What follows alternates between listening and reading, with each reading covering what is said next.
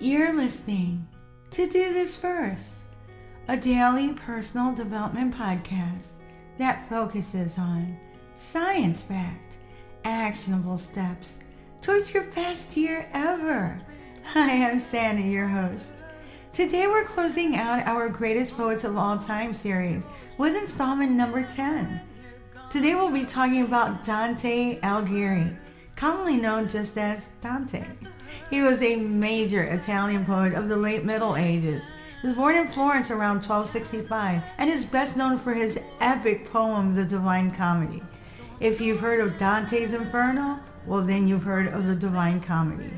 Dante's work is considered one of the greatest literary works in world literature and a cornerstone of Italian literature.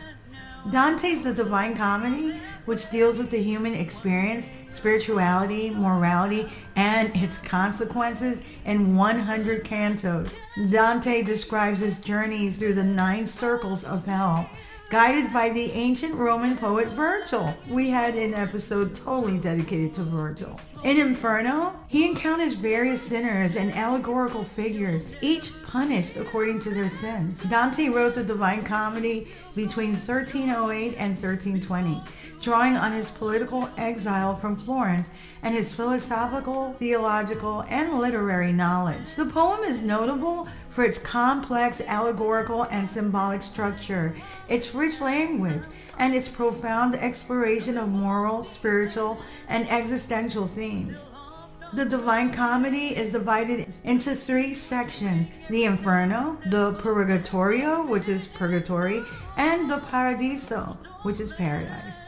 Each section explores different aspects of the afterlife and the human soul's journey towards spiritual redemption. Here's an overview of each section and some of the life lessons that can be gleaned from them. Firstly, the Inferno, hell. Dante descends through the 9 circles of hell, witnessing the punishment of sinners and encountering various allegorical figures. The life lesson is basically a cautionary tale. The Inferno is about the consequences of sin and the importance of moral choices. It reminds us of the destructive power of negative attributes such as greed, betrayal, and lust, among many other things. Here's an example from the text to confirm this point.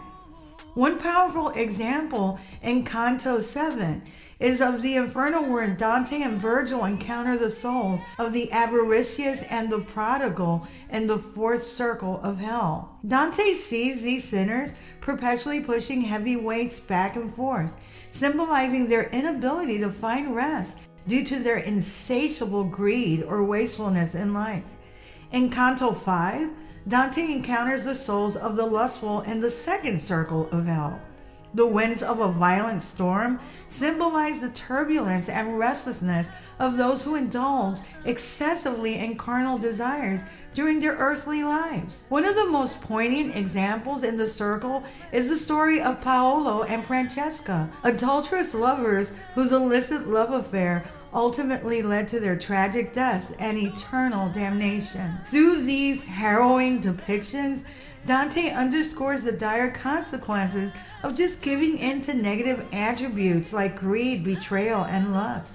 The suffering of the damned souls in Inferno serves as a stark warning about the moral pitfalls that individuals may face if they just give in to their own triggers. They prioritize things like self-interest and disloyalty and hedonism over virtue, loyalty, and self-control. These examples from Inferno effectively reinforce the cautionary tale of the work, serving as a powerful reminder of the destructive and lasting impact that poor moral choices can have in life.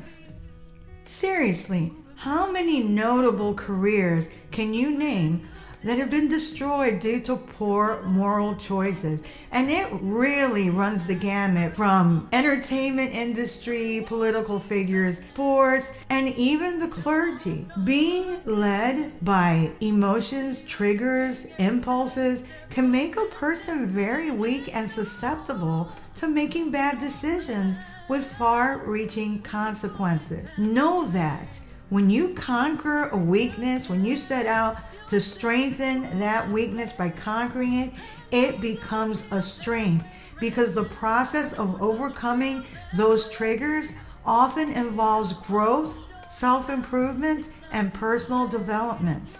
Once a person truly makes a decision to change, there is nothing that can stop him or her. You can change. Another weighty lesson is humility and accountability. The journey through hell highlights the need for self-awareness, repentance, and accountability for one's actions. It teaches the value of humility and the recognition of one's weaknesses and faults. Purgatorio, or purgatory, is basically where Dante climbs the mountain of purgatory, where souls undergo purification to cleanse themselves from the things that they've done before ascending to paradise. The life lesson there is redemption and growth. Purgatorio emphasizes the themes of repentance, forgiveness, and spiritual growth. It illustrates the transformative power of redemption and the possibility of overcoming past mistakes through self-improvement. In Canto 5 of Purgatorio, Dante encounters the souls of those who are undergoing penance for the sin of lust. He meets the figure of the noble woman Pia, who shares her story of repentance and redemption. Pia explains how in life she was wrongly accused and murdered by her husband. Anyone in Pia's predicament would harbor resentment or hatred. Pia instead embraced forgiveness and acceptance of her fate, and she expresses her faith in divine justice and willingly endures her penance in purgatory as a means of purifying her soul and seeking redemption. This example from Purgatorio exemplifies the themes of repentance, forgiveness, and spiritual growth. Pia's willingness to forgive her wrongdoer and accept her suffering as a form of penance showcases the transformative power of redemption and the importance of spiritual growth through self-awareness, reflection, and reconciliation. Her story really does serve as a testament to the possibility of overcoming past mistakes and seeking inner purification through acts of contrition. Through encounters like these in Purgatorio, Dante highlights the journey of the soul towards redemption, emphasizing the significance of forgiveness and self-improvement as essential steps in the process of spiritual growth and enlightenment. The text portrays purgatory as a place of hope, where souls have the opportunity to make amends, seek forgiveness, and ultimately ascend towards a state of grace and reconciliation with the divine, or with God, or the higher power. Another life lesson is perseverance and hope. The journey through purgatory underscores the importance of perseverance and the belief in the possibility of renewal and salvation. It conveys hope. It conveys a message that is powerful even in times of hardship. There is hope for redemption. Hope is powerful because it serves as a driving force that motivates perseverance through challenges, and it helps you envision a better future. Hope gives life meaning and purpose. And then in the Paradiso, or the paradise, Dante reaches the heavenly realm of paradise, where he encounters the blessed souls and experiences the divine presence of God.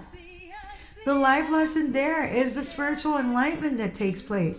Paradiso represents the culmination of the soul's journey towards union with God. It conveys the concepts of spiritual enlightenment, transcendence, and the ultimate fulfillment of the human quest for meaning and purpose. Virtue and divine love is another lesson that we learn in the Paradiso. The ascent through paradise highlights the virtues of faith, hope, and love. It emphasizes the importance of embracing virtues and embodying divine love as the highest expression of human potential. Dante's journey in Paradiso culminates in the vision of the Empyrean, the abode of God, where perfect love and harmony reign. This portrayal underscores the importance of aligning one's life with spiritual harmony, embodying virtues, and fulfilling one's purpose within the grand scheme of creation. It's doing what you were born to do. I've always felt that we are all pieces of a puzzle. When we all do what we're put on earth to do, the pieces just click and the puzzle is completed. From a purely scientific and research-backed perspective, Dante's assertions on morality, hope, the divine, and purpose in Paradiso can be examined through the lens of psychology, neuroscience, and philosophy. While Dante's work is a literary masterpiece rooted in religious and philosophical traditions, there are certain aspects of his assertions that can be explored and understood in the light of scientific inquiry. Here are some ways in which selected elements of Dante's assertions may be supported from a scientific perspective. Morality. From a psychological perspective, studies in psychology support the notion of morality as a fundamental aspect of human behavior, which is shaped by cognitive, emotional, and social factors.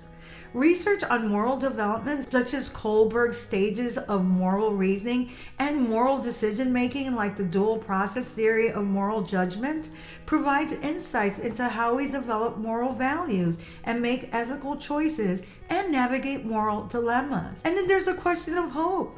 From a purely psychological perspective, research recognizes hope as a positive emotion linked to resilience, goal setting, motivation, and well-being. Studies on hope theory, positive psychology, and interventions and hope-based therapies demonstrate the benefits of hopeful thinking in enhancing mental health, coping with adversity, and achieving personal goals. And then the concept of the divine or of God. Research in psychology and neuroscience does suggest that faith or religious beliefs can have a positive impact on overall well-being, especially when it comes to coping, resilience, stress, and mental health. Some studies even suggest that individuals that have strong religious beliefs have a longer life expectancy, possibly due to healthier lifestyles and increased social support.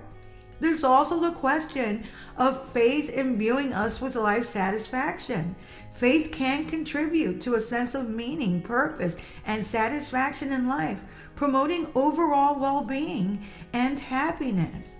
And then there's the question of purpose. From a purely psychological viewpoint, research in positive psychology and existential psychology address questions of meaning, purpose, and fulfillment in life.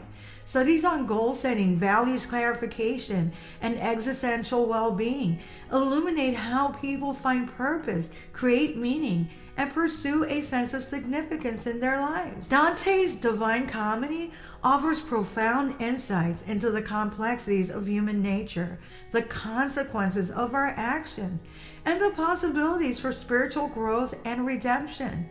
The allegorical representations and moral teachings encourage us to reflect on our own lives, on our choices, and our aspirations, inspiring us to strive for moral excellence, spiritual development, and a deeper understanding of life. Dante's contribution to literature is immense, and the Divine Comedy remains a significant work that has inspired countless writers, artists, and thinkers across centuries. If you like what you're hearing, don't forget to leave a review. You can also read a full transcript of this podcast episode and all of my podcast episodes on my blog, dothisfirst.life. You can also subscribe to my YouTube channel at Do This First. I'm trying to get to 10,000 subscribers, guys, so please, please, please. You can also sign up for my new weekly newsletter, which will help you get your week started on a positive note, and updates on coaching, books, and merch, and my public speaking engagements as they become available. Tomorrow, we're kicking off a 12-part William Shakespeare series with, of course, a decidedly personal development perspective. Till tomorrow. Moving past the red